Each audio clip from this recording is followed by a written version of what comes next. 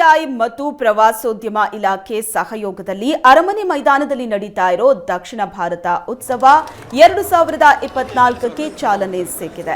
ಇಂದು ಮತ್ತು ನಾಳೆ ನಡೆಯಲಿರೋ ಈ ಉತ್ಸವಕ್ಕೆ ಏಷ್ಯಾನೆಟ್ ಸುವರ್ಣ ನ್ಯೂಸ್ ಮತ್ತು ಕನ್ನಡಪ್ರಭ ಸಹಭಾಗಿತ್ವ ನೀಡುತ್ತಿದೆ. ಡಿಸಿಎಂ ಡಿಕೆ ಶಿವಕುಮಾರ್ ಈ ಉತ್ಸವಕ್ಕೆ ಚಾಲನೆ ನೀಡಿದ್ರು. ದಕ್ಷಿಣ ಭಾರತದ 7 ರಾಜ್ಯಗಳ ಪ್ರವಾಸೋದ್ಯಮ ಇಲಾಖೆಯ ಪ್ರತಿನಿಧಿಗಳು ಸೇರಿದಂತೆ ದೇಶ ವಿದೇಶಗಳ ಗಣ್ಯರು, ಹೂಡಿಕೆದಾರರು ಈ ಉತ್ಸವದಲ್ಲಿ ಭಾಗವಹಿಸುತ್ತಿದ್ದಾರೆ. ದಕ್ಷಿಣ ಭಾರತದ ಪ್ರವಾಸೋದ್ಯಮ ಕ್ಷೇತ್ರವನ್ನ ಒಂದೇ ಸೂರಿನಡಿ ತರೋ ಉದ್ದೇಶದಿಂದ ಈ ಉತ್ಸವ ನಡೆಯುತ್ತಿದೆ.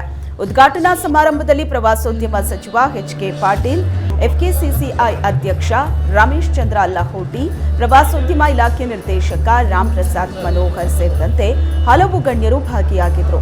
ಈ ಉತ್ಸವದಲ್ಲಿ ನೂರಾರು ಕೋಟಿ ರೂಪಾಯಿ ಬಂಡವಾಳ ಹೂಡಿಕೆಯ ಒಡಂಬಡಿಕೆಗೂ ಸಹಿ ಬೀಳಲಿದೆ. ಇದೇ ವೇಳೆ ಕರ್ನಾಟಕದ ಪ್ರವಾಸಿ ತಾಣಗಳ ಕುರಿತ ಪ್ರಚಾರವೂ ನಡೆಯಲಿದೆ.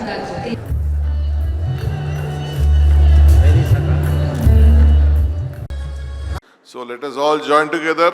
Let us give a policy even on the coastal line and the forest border.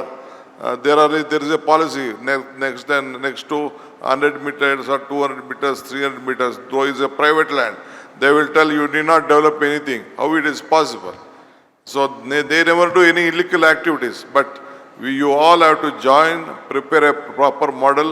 Anyway, you have come here, you discuss, you present your state governments.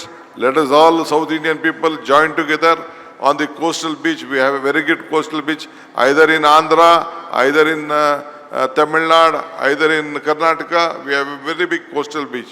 Karnataka government stand committed to help you in whatever way you can. Give us a paper, give us a document. Let us work out. Your honorable minister, our honorable minister is also ready to help you out. Karnataka government will come out with a proper policy which helps.